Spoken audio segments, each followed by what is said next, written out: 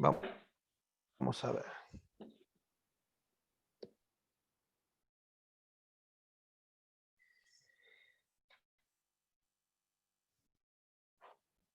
Russo Tatiana está, ¿no es cierto? La veo. Yep. Abogarín, Cervic, Schneid, Lucía Narváez, Ledesma, Pascual, a Manini lo veo. Lorena Solberger, sí, la veo. Bueno, en la Secretaría Académica alguien habla. Natielo, Alcira Natielo. Quiero que dé señales de vida, Natielo. No tiene cámara. A ver, bueno, primer problema, vamos a anotar. Natielo no tiene cámara.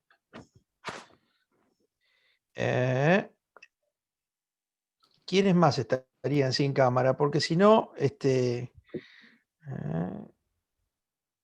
Villar. Yo acá estoy yo. ¿Es necesario poner la cámara? Preferiría que sí. Bueno.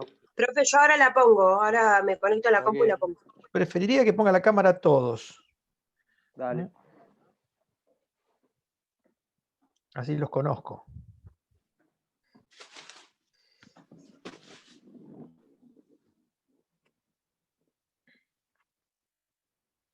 No sé.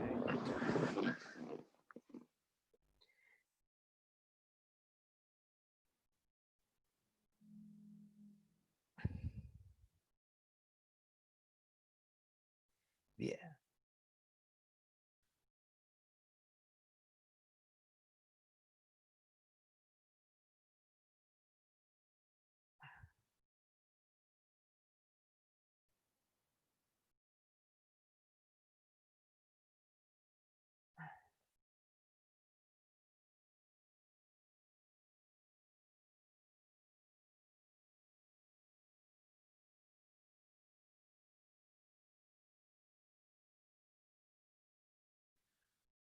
O sea, que tendrían problemas por lo que veo acá. Antonella González, Valesca momentáneamente, la esperamos a Valesca, y Natielo, Alcira. Bien. Los demás, ¿qué pasa con la camarita? Los demás. Estoy esperando, Eugenia Peluso soy. Estoy esperando conectar la compu para así prendo la cámara. Bien. Ahí estoy entrando por ahí. Yo, Carmina Díaz. González Sergio. A ver. Gutiérrez. A ver, así los conozco. Buenas tardes.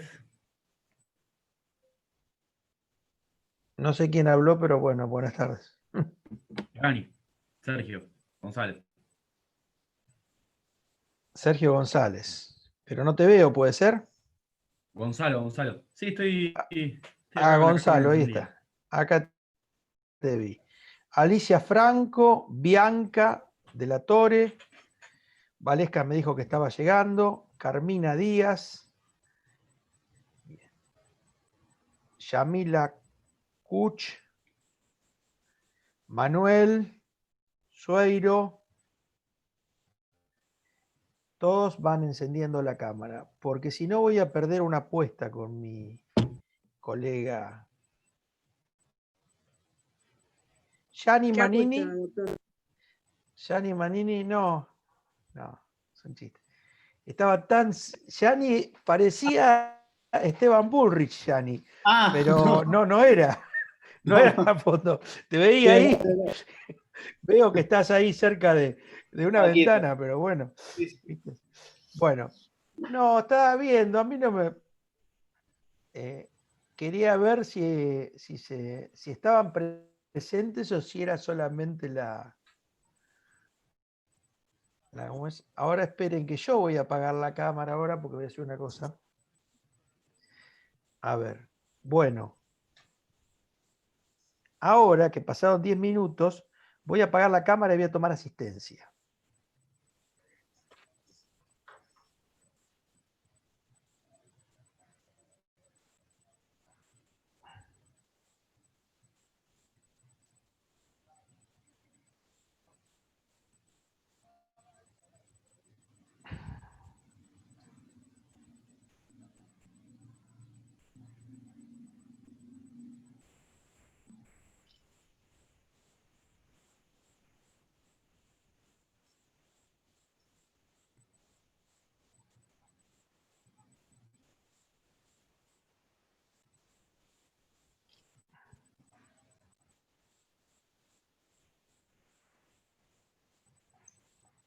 Perdón, ¿está hablando? Porque yo no escucho nada. No, No, no estoy no, hablando, en este estoy tomando momento no. asistencia. Estoy tomando asistencia. Ya está. Una forma un poco ortodoxa de tomar asistencia. Así no perdemos Sacó tiempo. una foto, profesor. No, estoy tomando asistencia y remitiéndola.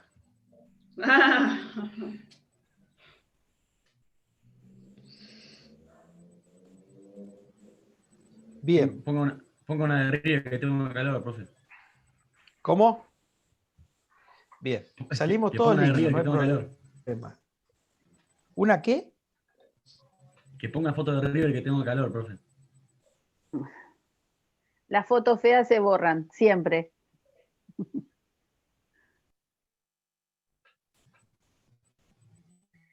¿Qué chiste irreal ese? Qué cosita irreal para haber perdido tanto y todavía seguir con eso. Es como que estés en un juicio oral, te condenen al tipo y le quieras ir no, quiero alegar de nuevo, le digas al juez. Ahora van a tener calor el 9 de diciembre. El 9 de diciembre van a tener calor. Yo le voy a decir una cosa. Pasa rápido. Toda- Bueno, vamos a toda seguir, mi vamos a hablar de familia- derecho 9 procesal. cambió la fecha, doctor. Vamos a hablar de. ¿No era el vamos a hablar 14 de derecho diciembre? El ¿No era 9, el el 9 de 14? diciembre. ¿Cómo ¿Cambió es la que- fecha? ¿Cambió la fecha?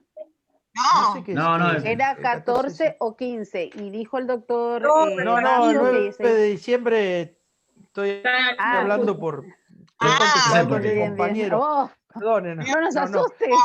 bueno, vamos a hablar de derecho procesal. Bien. Resoluciones judiciales. Yo la otra vez no leí los artículos del código, que no lo tengo por acá, el código sí. No lo leí por un capricho, sino porque cuando están en un examen oral, les reitero que el código es una linda manera de tener un resumen de los conceptos de todo lo que ustedes han estudiado. Esperen un segundito que voy a cambiar los auriculares.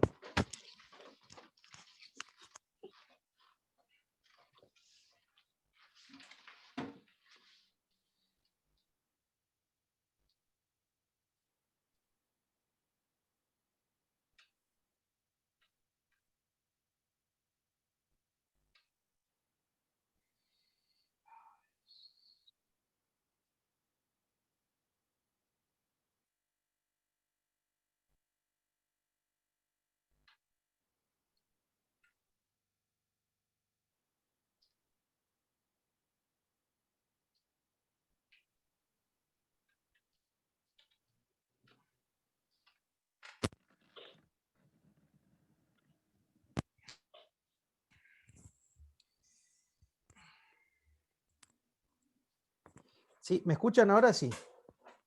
¿Me escuchan bien? Sí, perfecto. Hola.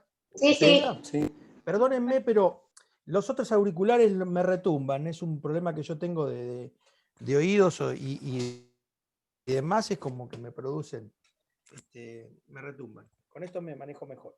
Les Se decía escucha perfecto. que el código es una herramienta buenísima si la manejan.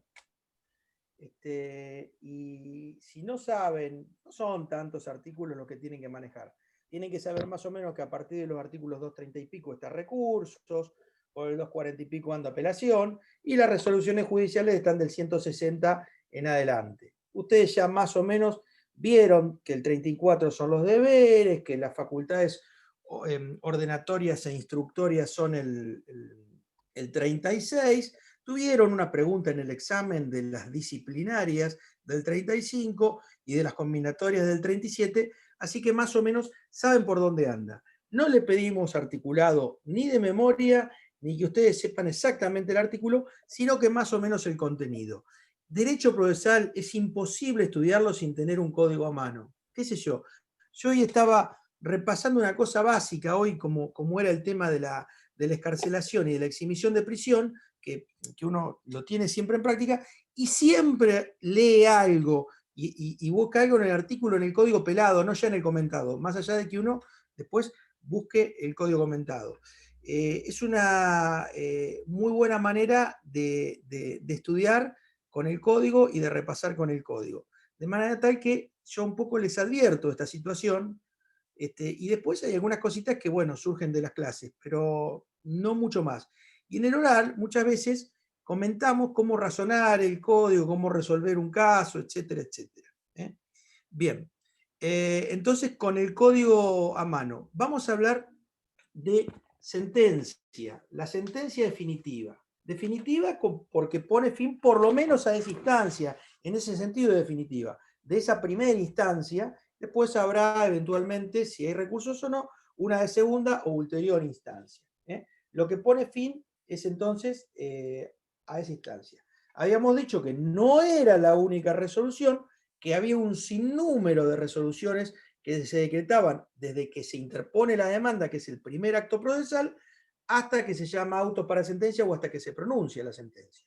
Y habíamos dicho que básicamente había otro tipo de resoluciones y que las resoluciones judiciales eran actos procesales, que los actos procesales pueden emanar de los órganos jurisdiccionales, de las partes o de los auxiliares, como pueden ser los peritos, pero que acá eran resoluciones judiciales, o sea, actos emanados del órgano jurisdiccional. Las providencias simples dijimos que tenían que tener los requisitos de toda resolución, lugar y fecha y firma del juez, y que no requerían ni sustanciación, ni tampoco requerían, digamos, la fundamentación.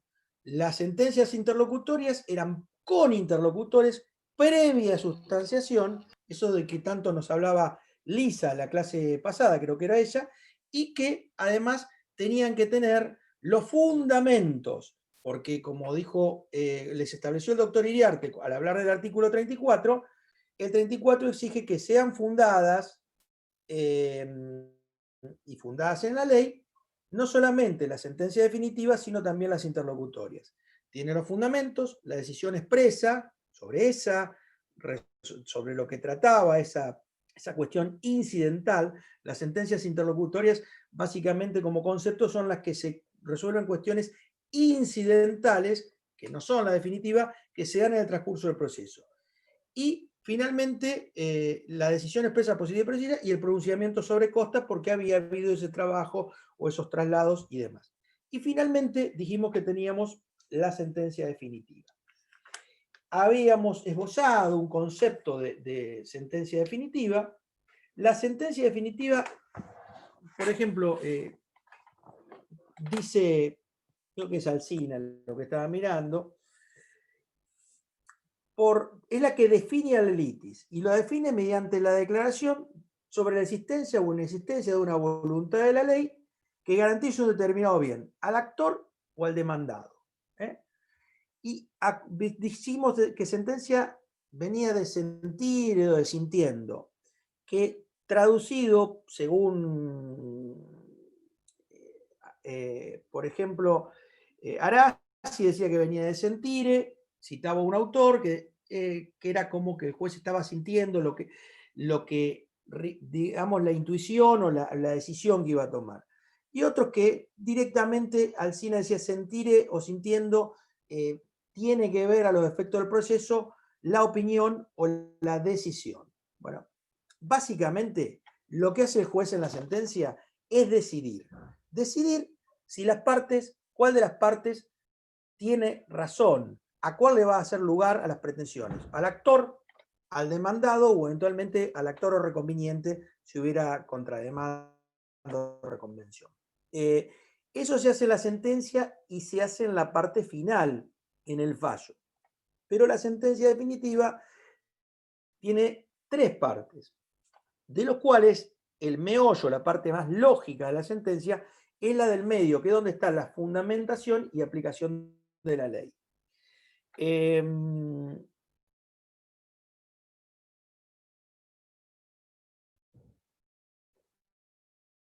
Por ejemplo, había una cierta utilidad en lo que decía Alsina, que necesitaba 3 requisitos en la sentencia: que emanara de un juez competente, Si no emana de un juez competente, puede emanar un árbitro y ser un laudo, que se tiene que referir al caso concreto controvertido y que esa controversia tiene que ser una controversia judicial. Si, por ejemplo, Lisa tiene el código a mano, ya la hemos nombrado lectora oficial, si me puede leer el artículo 163. Ojo con este artículo. ¿Por qué? No se les exige el artículo de memoria, pero sí se les exige la explicación de cada uno de los ítems o requisitos, y también se les exige que sepan en qué consisten las partes de la sentencia y cómo intervienen principios como el principio de congruencia. Que ustedes ya más o menos lo vimos en la clase pasada y lo saben. A ver, Lisa. Artículo Si podés 163. leer. ¿Puede ser? Sentencia definitiva de primera Si instancia. estaba de acuerdo, Lisa. Sí, doctor, Bien. por supuesto. Con mucho gusto. La sentencia definitiva de primera Fuerte, instancia Lisa, deberá dale. contener la mención de lugar y fecha, nombre y apellido de las partes, la relación sucinta de las cuestiones que constituyen el objeto del juicio, la consideración por separado de las cuestiones a que se refiere el inciso anterior, los fundamentos y la aplicación de la ley. Las presunciones no establecidas por la ley constituirán prueba cuando se funden en hechos reales y probados, y cuando por su número, precisión, gravedad y concordancia produjera convicción según la naturaleza del juicio, de conformidad con las reglas de la sana crítica. La decisión expresa, positiva y precisa, de conformidad con las pretensiones deducidas en el juicio, calificada según correspondiere por ley, declarando el derecho de los litigantes y condenando o absolviendo de la demanda y reconvención a su cargo en todo o en parte. La sentencia podrá ser mérito de los hechos constitutivos, modificativos o extintivos, producidos durante la sustanciación del juicio y debidamente probados, aunque no hubiesen sido invocados oportunamente como hechos nuevos. El plazo que se otorgue para su cumplimiento, si fuese susceptible de ejecución.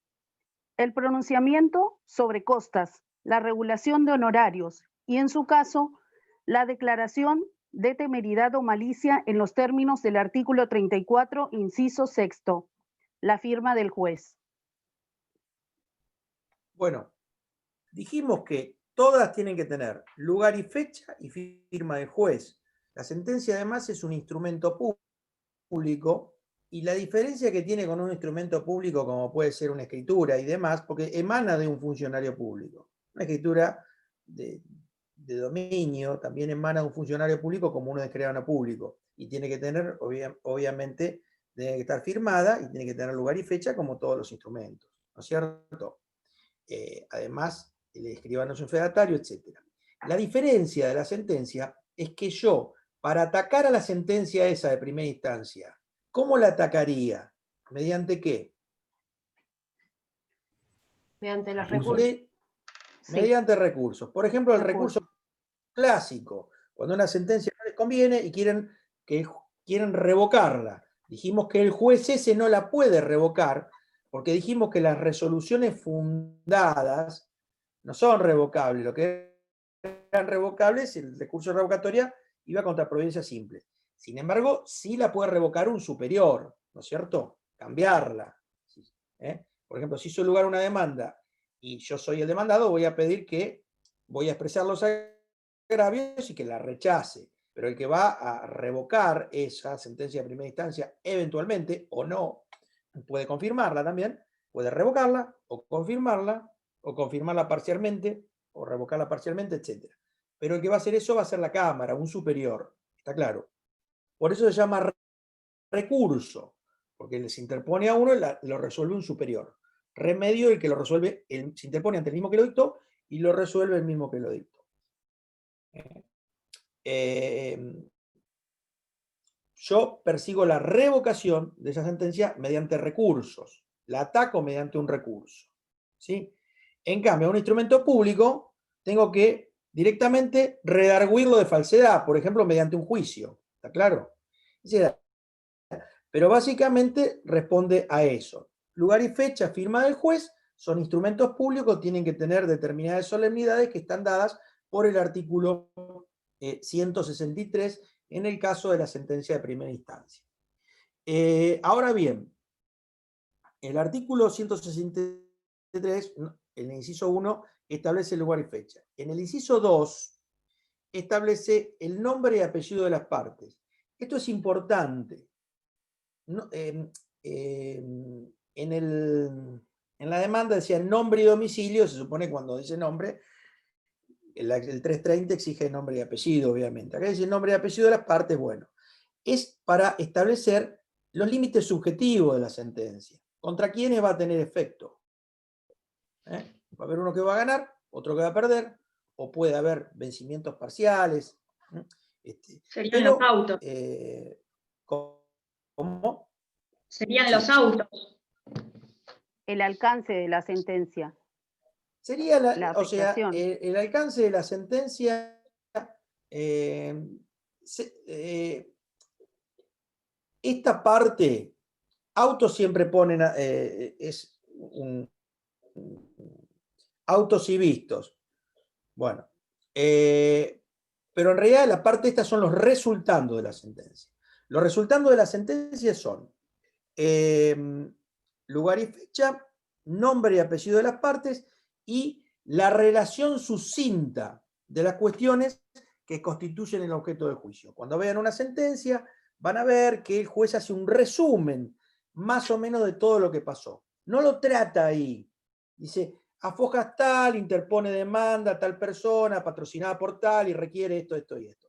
Afojas tal, contesta, por ejemplo, el demandado, afojas tal, contesta el otro codemandado, eventualmente si hay una citada en garantía, etc. Después va a decir si se abrió o no aprueba. Bueno, esto es un resumen de las cuestiones que pasaron durante el proceso.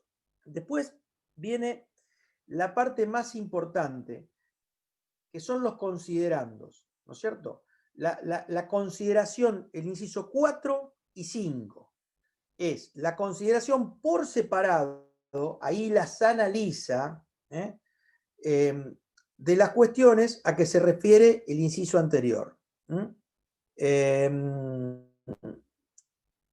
Sí, acá el juez en los considerandos lo que hace es ver qué hechos, que fueron materia de prueba porque ya se estableció los hechos conducentes y controvertidos, son materia de litigio, son trascendentes, va a examinar la prueba. Ustedes tengan en cuenta que mucha prueba el juez no la tiene directamente, porque la tiene como, por ejemplo, si ustedes estuvieran ahora en una audiencia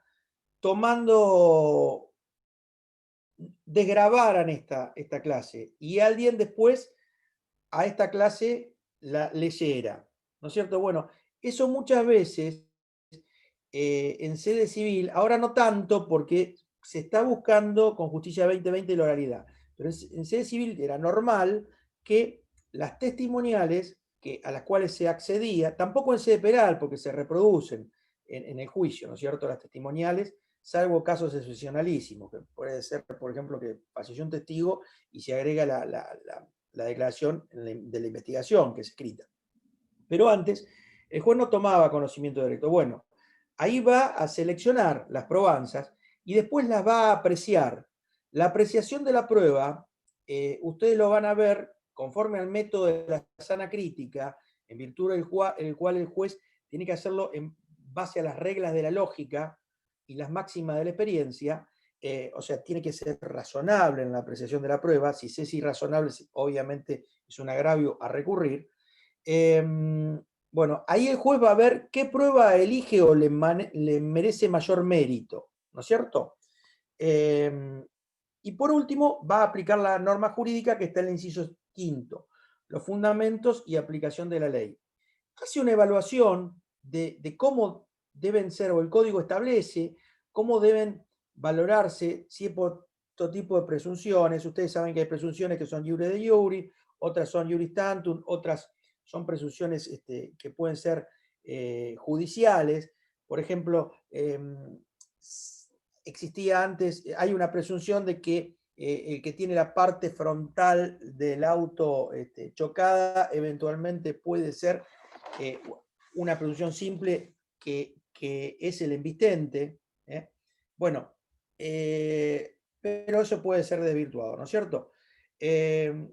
Establece cómo hacen las presunciones, pero lo importante en nuestro sistema es que en los fundamentos y en la aplicación de la ley prima, digamos, tiene plena vigencia la máxima iura novit curia, de cual les hablaba la clase anterior. Vale decir que el juez va a calificar esos hechos que él consideraba controvertidos, conducentes, materia de litis y demás, los va a calificar jurídicamente en base a lo que él crea, ¿no es cierto? La calificación jurídica corresponde al juzgador, ¿no es cierto?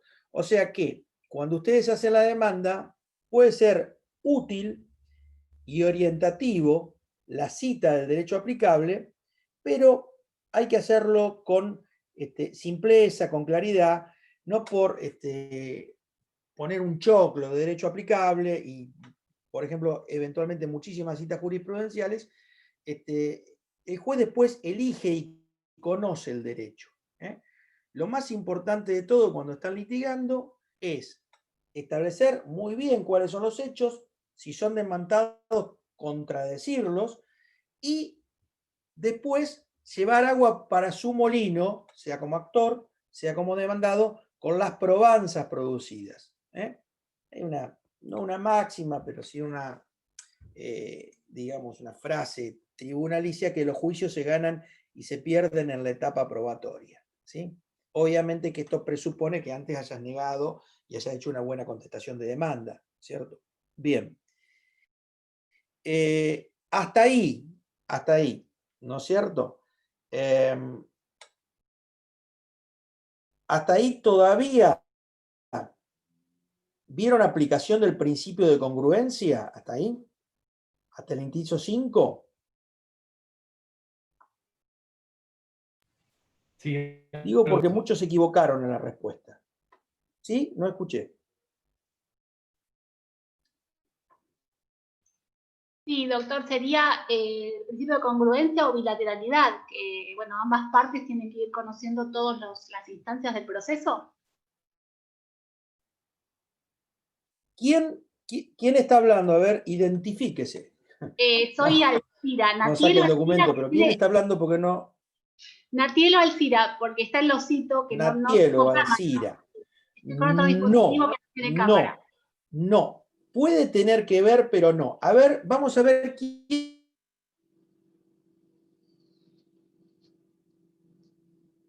Cuando Alcira equipara, equipara el principio de congruencia con el de bilateralidad. ¿Son lo mismo? ¿Son una cosa distinta? No, son A ver, distintos. ¿quién lo vio a eso? ¿Cómo? A ver, ¿quién va a hablar? ¿Quién va a hablar? Díganme, ¿quién va a hablar? Porque no escucho bien. Eugenia Peluso. ¿Sí? Bilateralidad es que vos Eugenia, te escucho. Oír a ambas partes y que puedan defenderse. Sí. Y congruencia es que el juez resuelva acorde a lo que dicen las partes. Que sea concordantes con los hechos y las peticiones que hacen las partes. Y que no vaya más allá de lo que piden las partes. Que pueda. Correcto. Bueno, Y por ahí menos. está. El de congruencia puede tener que ver con la defensa del juicio si el juez se expresara sobre algo que uno no se defendió, etc. Pero no es eso. El principio de defensa en juicio o el principio de la bilateralidad que surge del artículo 18 de la Constitución tiene que ver con que el juez tiene que escuchar las dos campanas.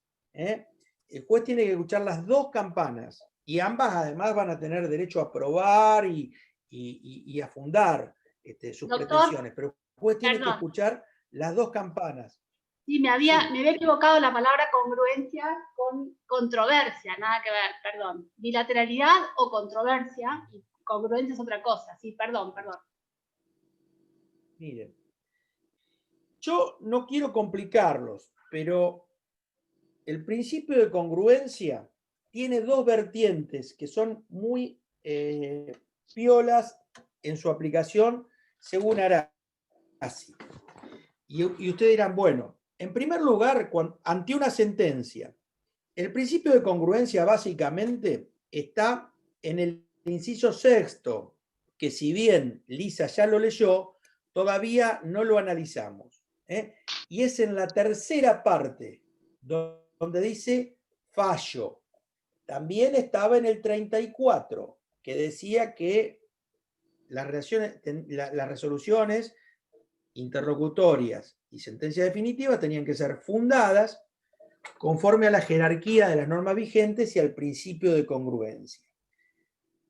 Sí, pero todavía no lo vimos. Esto es la parte decisoria o fallo.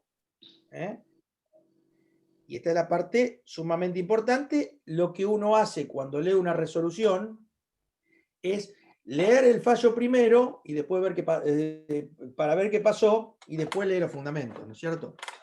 Ahora, esto sería la congruencia con lo que las partes, digamos, peticionaron a lo largo del todo el juicio y al trabarse la litis. La congruencia con lo que se pidió en la demanda y con lo que fue materia de contestación y posteriormente hechos conducentes y controvertidos en materia de prueba. Pero sobre todo tienen que leer la demanda y la contestación, ¿no es cierto? Entonces, nos tenemos que salir de la sentencia y ver cuáles fueron las pretensiones deducidas. Pero Arasi, en algunas ediciones, y con esto no quiero complicarlos, pero sí se los digo para el que quiera hacer un análisis, y es muy útil muchas veces, Arasi habla de una incongruencia interna. No ya saliendo de la sentencia, de la pieza que es la sentencia, y yéndonos a la demanda, sino dentro de la sentencia misma. Esto quiere decir que la sentencia tiene que ser lógica y autosuficiente como pieza jurídica, ¿no es cierto? Y tiene que ser racional. ¿Esto qué quiere decir? Que, por ejemplo, si el juez en los considerandos, donde ustedes van viendo cómo va a ser la decisión final o la conclusión que está en el fallo, en los considerandos, va mostrando que va a ganar uno y después en el fallo sale con una cosa absolutamente sorpresiva y le concede la razón al otro, esa sentencia padece de una incongruencia interna, porque es ilógica. Porque, según Arasi, el principio de congruencia es un postulado de lógica formal. De todas maneras... ¿Es pasible de nulidad, doctor? Sí, por supuesto. Sí. Por supuesto. Una cosita, doctor. Uno puede... la sentencia en general se ataca normalmente y ordinariamente, porque es un recurso ordinario, por el recurso de apelación. Y en sede civil, el recurso de apelación están incluidos el recurso de nulidad, en el recurso de apelación. ¿Sí? Los fundamentos, lo pueden incluir. Se plantean conjuntamente o se deciden conjuntamente. Bien. Disculpe, doctor. Por supuesto. Una pregunta. Sí. ¿Tampoco puede el juez desplayarse sobre cosas que no hayan sido tratadas? Porque me acuerdo del cuatrimestre pasado que había leído algo que me quedó bastante claro, que decía, lo que no está en las actas del proceso no está en el mundo del juicio. O sea que ¿Quién está hablando? ¿Alcira Natielo? Sí, otra vez, perdón. Sí, yo. Pero un segundito, Alcira, para un segundito, pausado. Yo no sé si es un problema mío o te escucho entrecortado, ¿puede ser? Porque si no es un problema mío de internet. ¿Ustedes la escuchan entrecortado, Alcira? No, pero bien, sí. Esperen un segundito que voy a abrir la puerta para que me llegue mejor internet. Un segundo.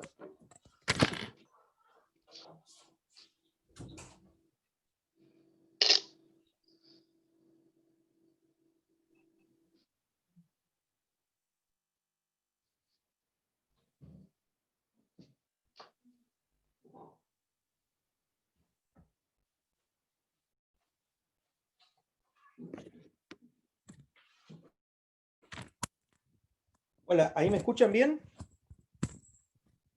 Sí, yo escucho Hola. bien. Yo escucho Bueno, perfecto. A bien. ver, me decía, sí. No, digo Estamos que hablando de la congruencia, sí.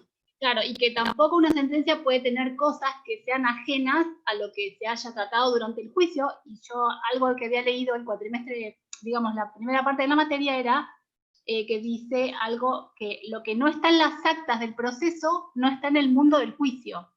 Y eso me había cerrado bastante. ¿Se escuchó? Se escuchó. Vos, te voy a tratar de traducir. Vos querés decir que hay una máxima también en tribunales, así como yo le dije que los juicios se ganan y se pierden en la etapa probatoria, que lo que no está en el expediente no está en el mundo, que creo que no sé si es de Chovenda, de quién. Eso me querés decir, lo que no está en el expediente no está en el mundo. Claro, Eso es como que una orientación. el juez no puede expedirse sobre cosas que no hayan sido tratadas, no puede ir más allá de lo que fue tratado en el juicio. Bueno, el principio de congruencia se puede violar, el externo, ¿no es cierto?, conforme a las pretensiones deducidas, de tres maneras. Hay sentencias que se llaman citra petita partium, que significa omiten pronunciarse sobre algo pedido por las partes. También está la extra petita partium, es la que se pronuncia sobre pretensiones o defensas que no han sido articuladas. Y la ultra petita partium, la que cede, por ejemplo, los límites cuantitativos o cualitativos. Por ejemplo, una sentencia ultra petita sería, yo reclamo en un peso y hay una sentencia por 1 millón. Ojo que hay veces que uno reclama y como hay aunque a ustedes les parezca mentira, y esto no hay que probarlo porque es público y notorio, hay inflación y depreciación de la moneda nacional, entonces lo que uno pide en un momento puede depreciarse, lo que uno hace es peticionar aquello que surja en lo que más o en menos surja de la prueba a producirse, ¿no es cierto? O sea que el juez no está atado a eso, pero si fuera una cuestión numérica muy clara en el reclamo, no puede el juez apartarse del reclamo, ¿no es cierto? Por ejemplo, si hay un pagaré que es por 100.000 pesos más intereses, el juez no puede dictar 200.000. Como tampoco podría, si yo reclamo la rescisión de un contrato, o bien, por ejemplo, el cumplimiento de un contrato y los daños, y no reclamo daños y perjuicios, el juez podría condenar al cumplimiento, pero no de oficio establecer una suma de daños y perjuicios que que la otra parte no contradijo y que el actor no reclamó. Eso es el límite cualitativo en cuanto a los conceptos reclamados. Tiene incidencia el principio de congruencia, y lo dicen también, y algunas veces lo tratan conjuntamente, algunos con el de defensa en juicio, sí, pero no es igual. ¿Está claro?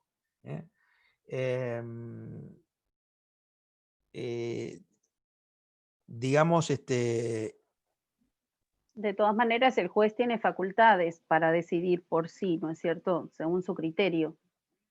Más allá de que tiene ciertos límites, también tiene una amplia facultad y libertad para poder decidir sobre estamos el hablando tema acá que de está los tratando. hechos.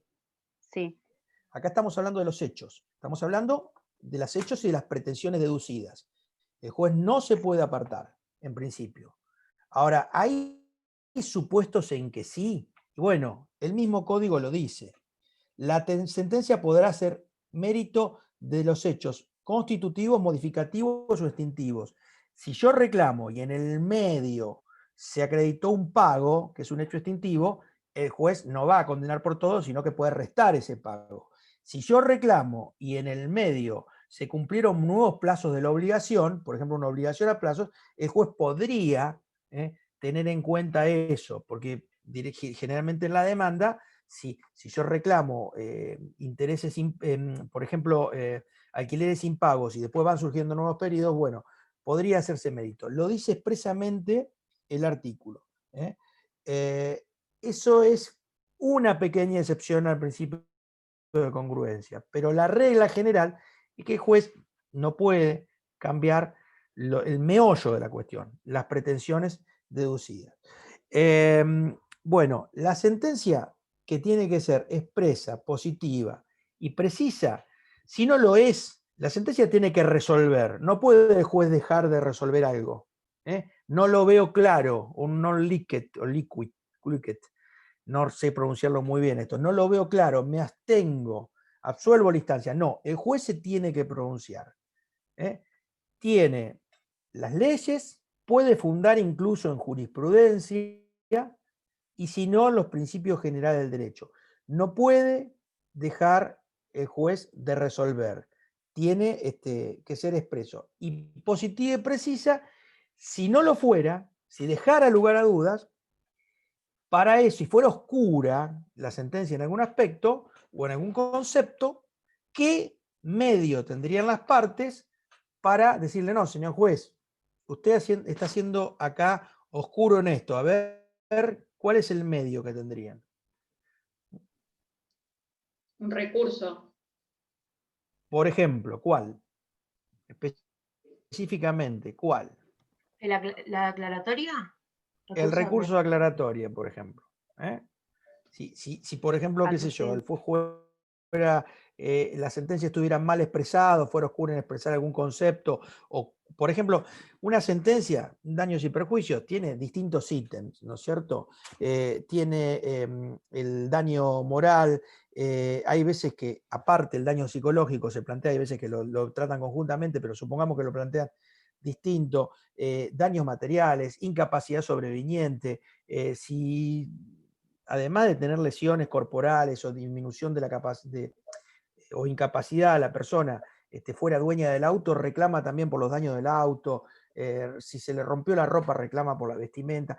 Tiene distintos ítems que están establecidos cada uno, tratados cada uno en los considerando, ¿no es cierto? Va diciendo, este procede, este no procede, este se probó, por ejemplo, qué sé yo, la privación del uso del auto, etc.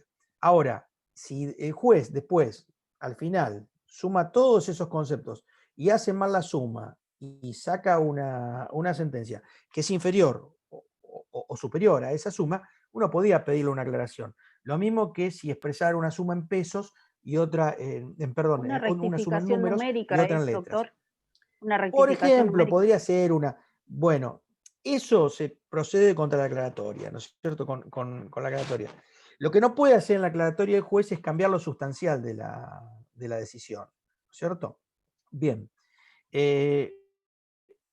Yo generalmente, hay veces que por estrategia prudencial, si noto que el juez se olvidó de resolver alguna cuestión y a mí me conviene, y yo después lo pongo como agravio en apelación.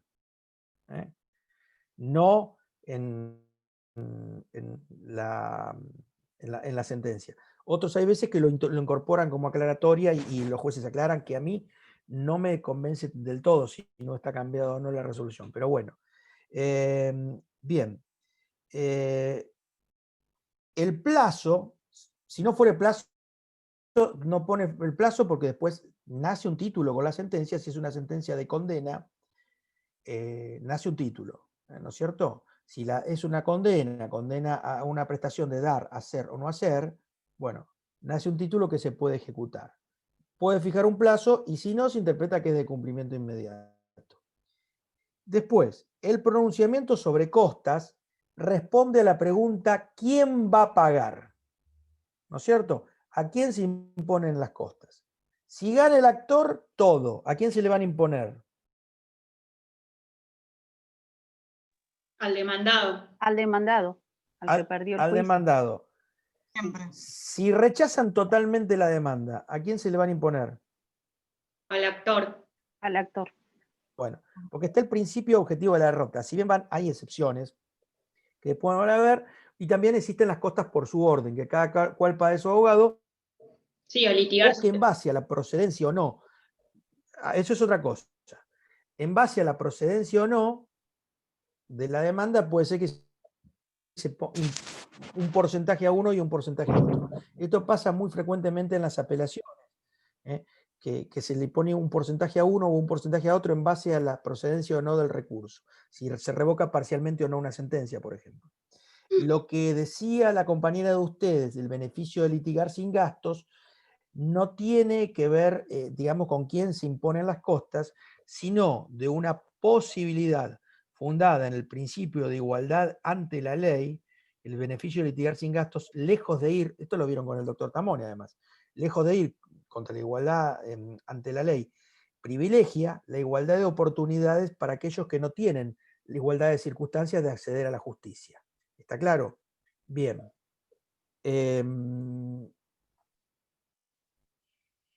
Eso es el beneficio de litigar sin gastos. Y le da la posibilidad de pagar, si fueran condenados, cuando mejoren de fortuna.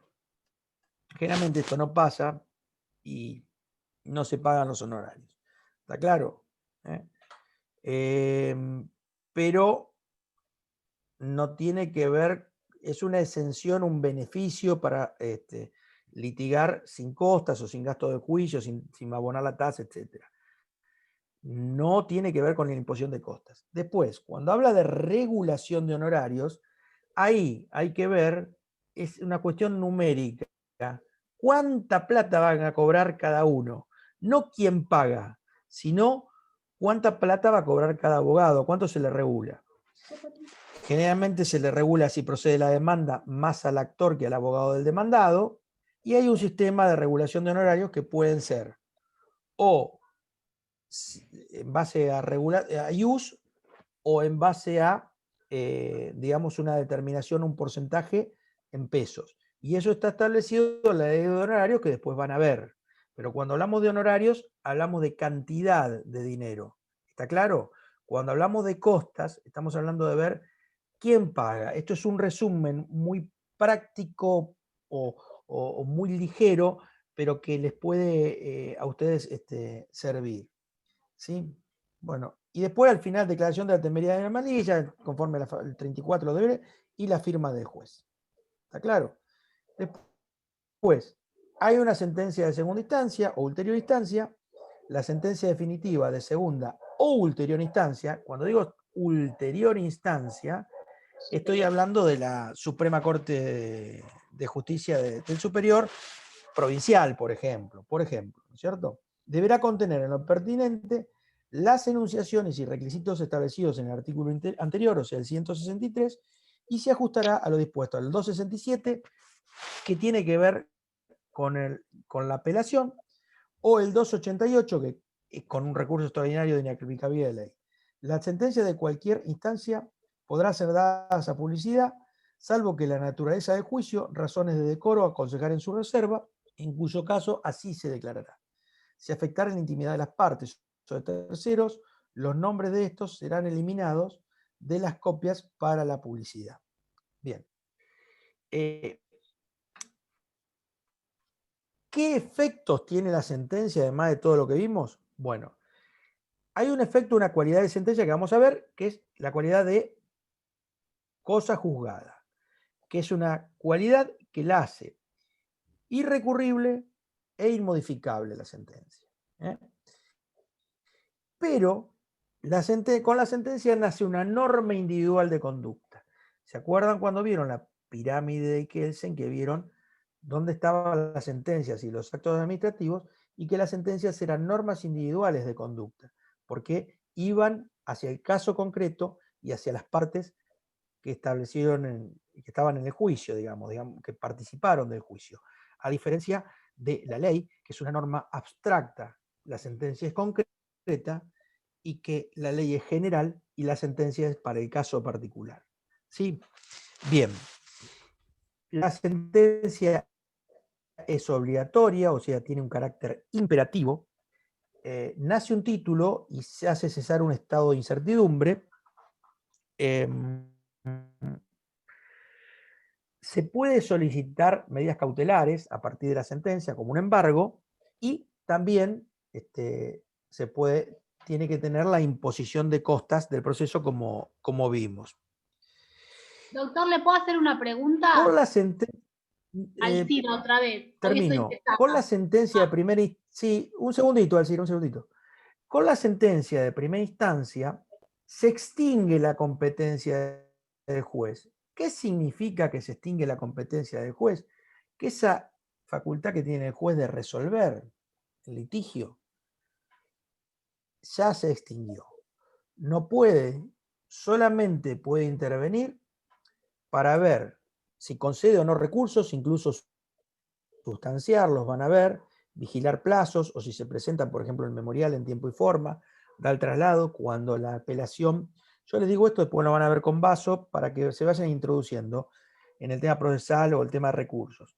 Cuando la apelación se concede en relación, se va a fundar en primera instancia y sustanciar y darse los traslados en primera instancia.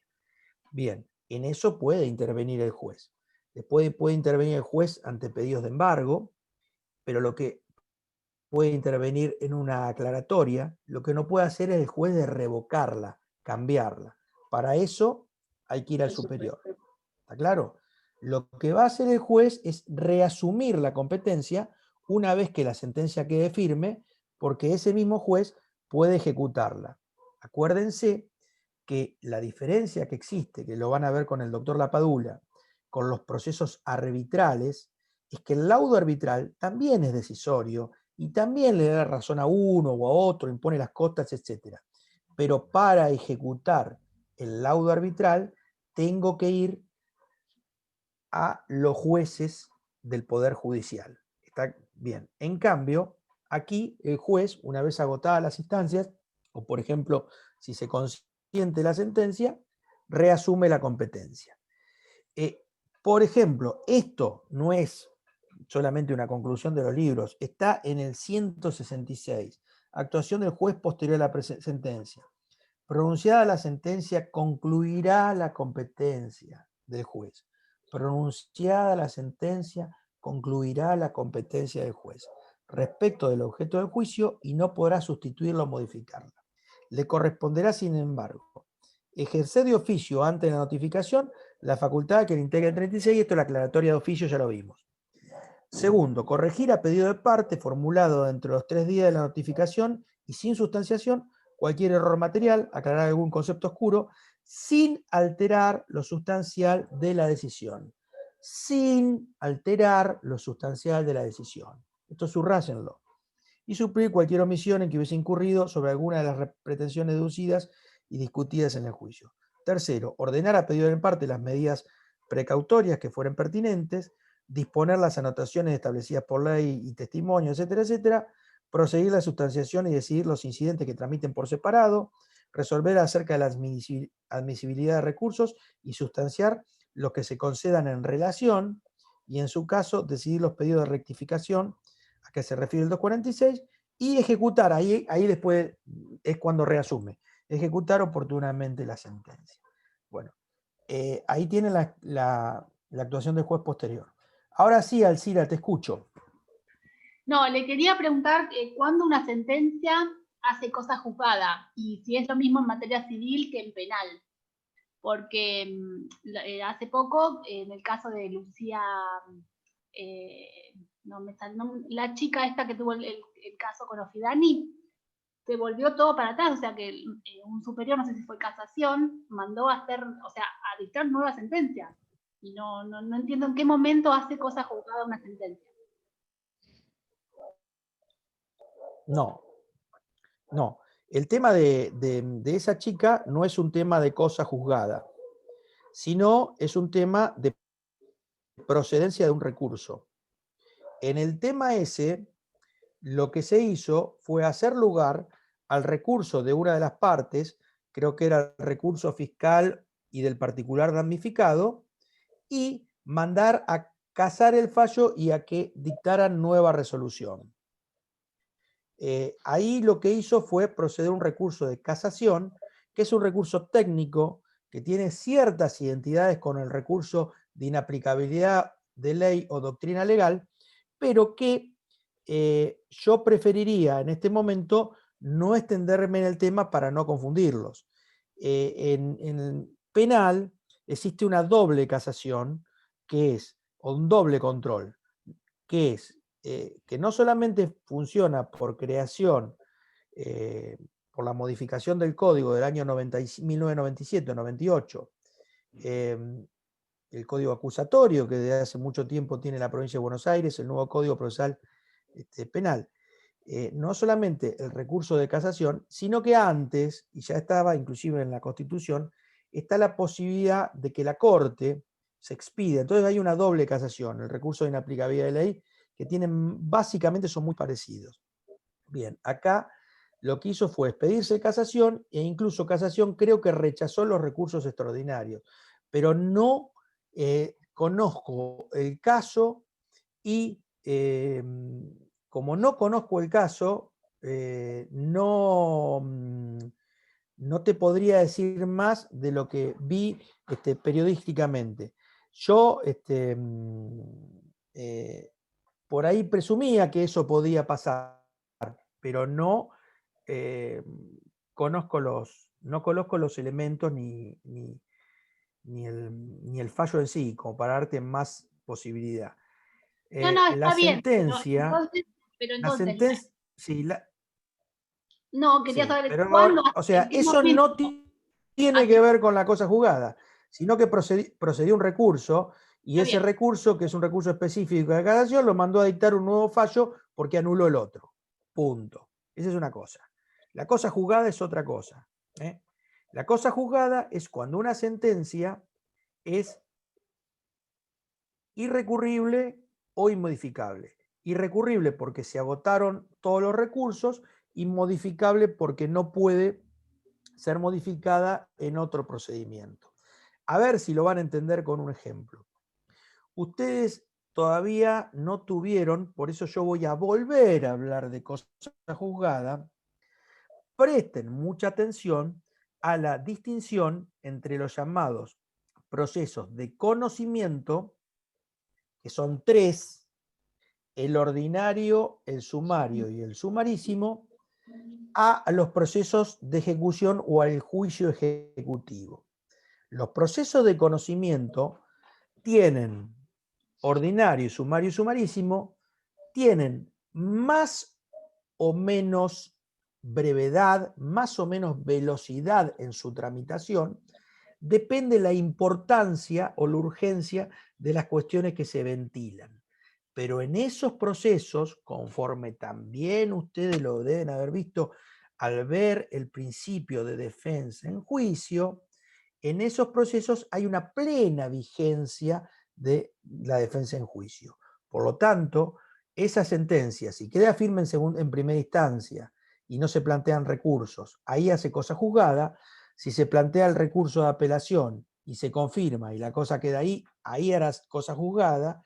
Y si no, o sea, la sentencia hará cosa juzgada cuando se agotan los recursos, y en ese caso la sentencia a su vez es inmodificable. Porque si yo tuve la facultad de discutir todo, en especial la causa de la obligación. Después existen un juicio que se llama el juicio ejecutivo, que es el juicio, por ejemplo, producto de una ejecución por incumplimiento de no pago de un cheque rebotado o un pagaré que no fue pagado en término.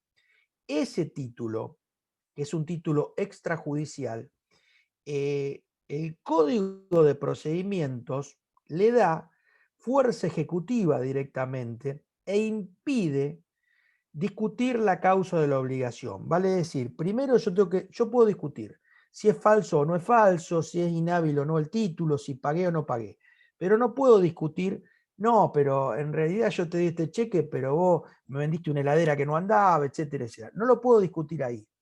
Para eso existe lo que se llama juicio ordinario posterior. La ley en ese momento privilegia la rapidez en el cobro, por eso se llama juicio ejecutivo, y después de eso, yo, como no me pude defender de todo, tengo lo que se llama un juicio ordinario posterior. Las sentencias de los procesos de conocimiento en que yo me defendí plenamente hacen cosa juzgada en sentido material. Son irrecurribles porque se agoté todos los recursos o dejé de vencer los plazos, e inmodificables o inmutables.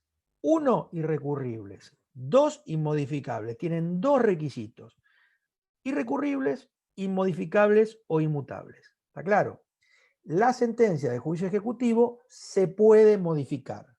Artículo 551.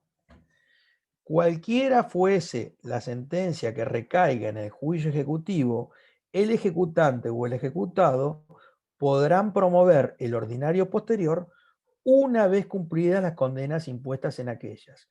Toda defensa o excepción que por ley no fuese admisible en el juicio ejecutivo podrá hacerse valer en el ordinario.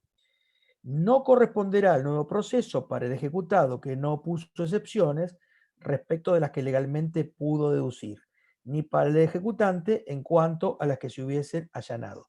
Vale decir que si vos te pudiste defender y no lo hiciste, perdiste, alpiste.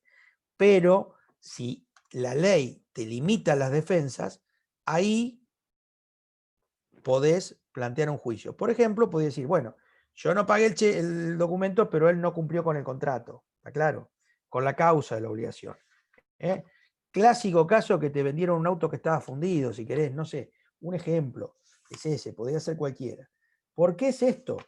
Porque en el juicio ejecutivo, conforme lo van a ver con el doctor Lapadula, en el 521 habla de cuáles títulos son ejecutivos, no todos. En el 542 establece cuáles son las excepciones. Y esas excepciones del juicio ejecutivo son taxativas. Son esas y no otras. Entonces, vos, por el 542, te podés defender. Las únicas excepciones admisibles son incompetencia, falta de personería, litispendencia, falsedad o inhabilidad de título, prescripción, pago documentado, compensación, quite, espere, remisión, cosa juzgada. ¿Está claro? Esto, hay sentencias que hacen cosa juzgada en sentido formal y esto tiene que ver con el principio de defensa en juicio. Ustedes, cuando vieron el principio de defensa en juicio, vieron que hay 2 institutos en que parecía que la defensa se resiente, pero que en realidad lo que hace el código, por una cuestión de política comercial, si se quiere, es en el juicio ejecutivo darle posibilidad a la persona de que cobre rápido. Por eso, cuando firman un cheque o un pagaré, piénsenlo 2 veces. Cuando firman un cheque, piensen si tienen la plata en la cuenta para después pagarlo, porque lo van a ejecutar. Por eso es que cuando vieron cómo se divide la oficina de mandamientos y notificaciones, vieron que había unos señores en mandamientos que eran oficiales de justicia que te caen a tu casa, te golpean y te pueden trabar, te intiman de pago, te pueden trabar embargo y citarte inclusive a remate. Y vos después tenés 5 días para poner estas defensas, únicas, no otras. Si quedás afuera de esto, podés hacer después el juicio ordinario posterior. Por eso es que esa sentencia chiquitita del juicio ejecutivo se puede modificar. Las otras no, porque te defendiste. ¿En qué otro instituto se resiente el principio de defensa? ¿Vieron ustedes? A ver, el principio de defensa en juicio. ¿En qué otro instituto pareciera que está un poco ahí como limitado? ¿En cuál más? ¿En qué otro caso en el Código Procesal? Pregunta, ¿no lo vieron el principio de defensa en juicio de bilateralidad? A ver, hablen, ¿sí? ¿En qué casos está el principio de defensa en juicio? Parece un poquitito... Cuando vimos la clase pasada, sustanciación, vimos que era dar traslado a la otra parte, dar la posibilidad de que conteste. De que La se otra parte defienda. puede contestar o no O hacer. poner excepciones, Correcto, claro. de que se defienda. Cuando Traslado. la otra parte está en rebeldía, Hay por ejemplo. cuestiones, no. A ver, ahora después te digo. La rebeldía no, y te digo por qué. Hay cuestiones que sí o sí se resuelven inaudita parte, sin escuchar a la otra parte, sin escuchar a las dos campanas. Esto no es absoluto y después de alguna manera el código lo corrige. Pero ¿qué resoluciones se dictan inaudita parte? Las medidas cautelares. Las medidas cautelares. Medidas cautelares. ¿Quién fue? ¿Quién fue el que habló? No sé quién fue el que Lucía. habló. Bueno, las Lucía. medidas Lucía Serví. Claro, muy bien.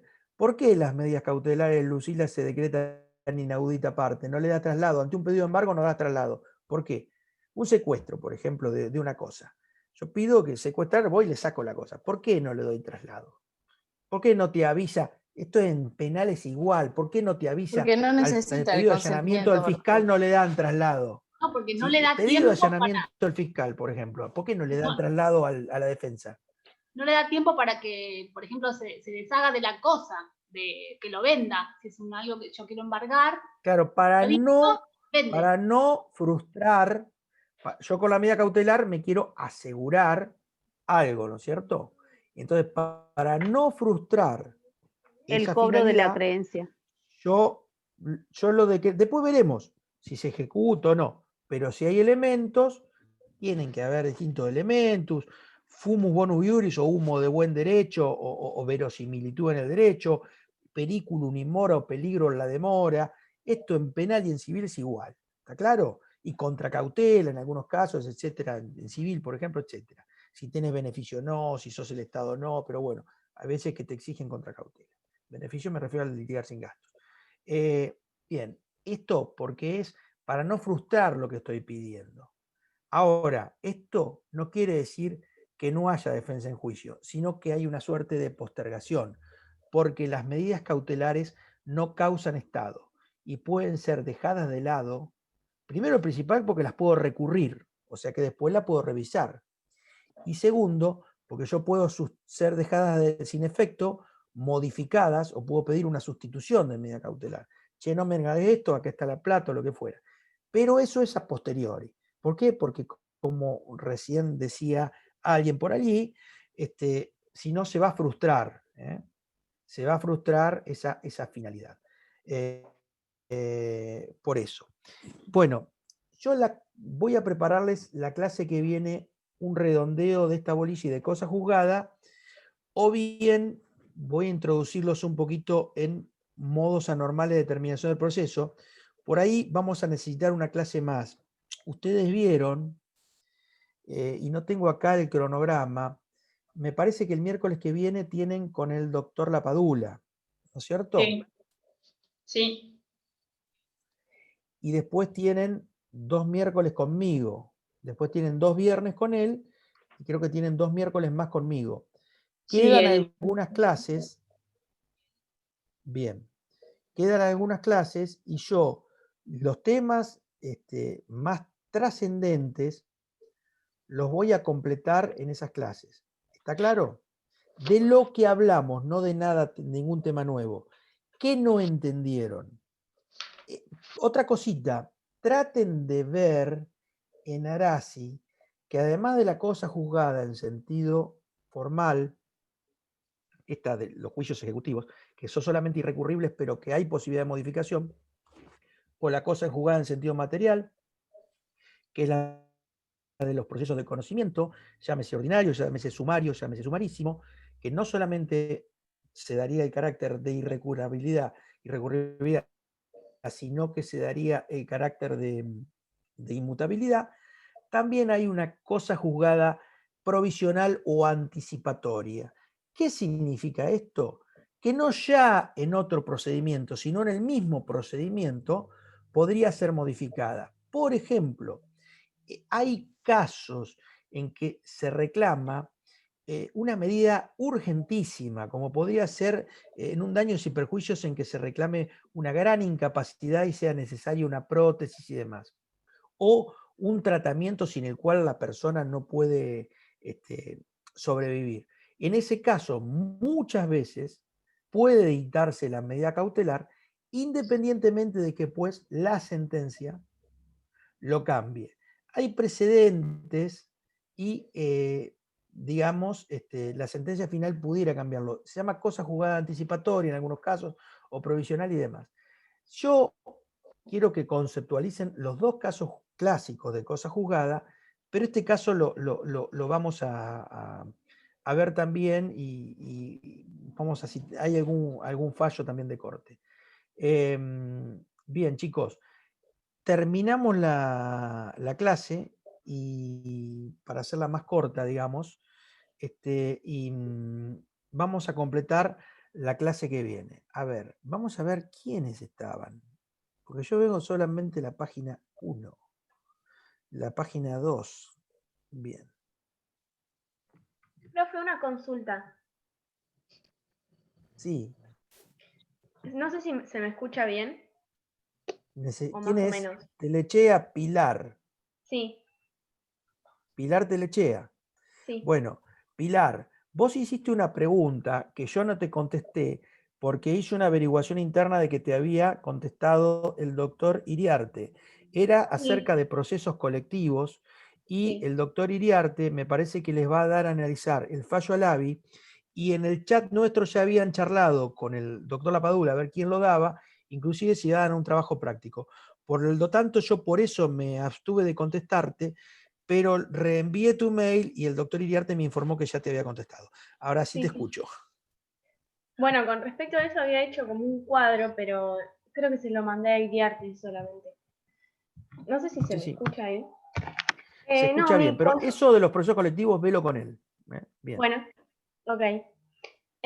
¿Algo más? Acá estoy viendo el programa en la parte, bueno, de la unidad 10, el punto 3, que habla de la triple identidad, y justo hoy estuve resumiendo esta bolilla y no lo encontré ni en Arasi ni en Palacios.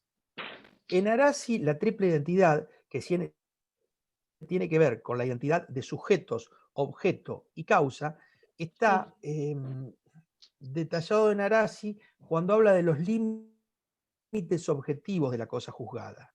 Vale decir que tiene que haber una identidad de que sean las mismas partes, una identidad que sea el mismo de causa, o sea, el mismo hecho jurídico generador, y a su vez que se refieran a la misma petición o pretensión. Pero bueno, míralo de ahí. Está ahí, la triple identidad. Bueno, gracias. Bien. Ok. Bueno, chicos. Terminamos entonces. Gracias. ¿Qué pasa con Alicia Aguerri que no está? No prende la cámara, Alicia Aguerri. Está muteada, no prende la cámara. Es raro en ella que porque ella siempre participa, doctor.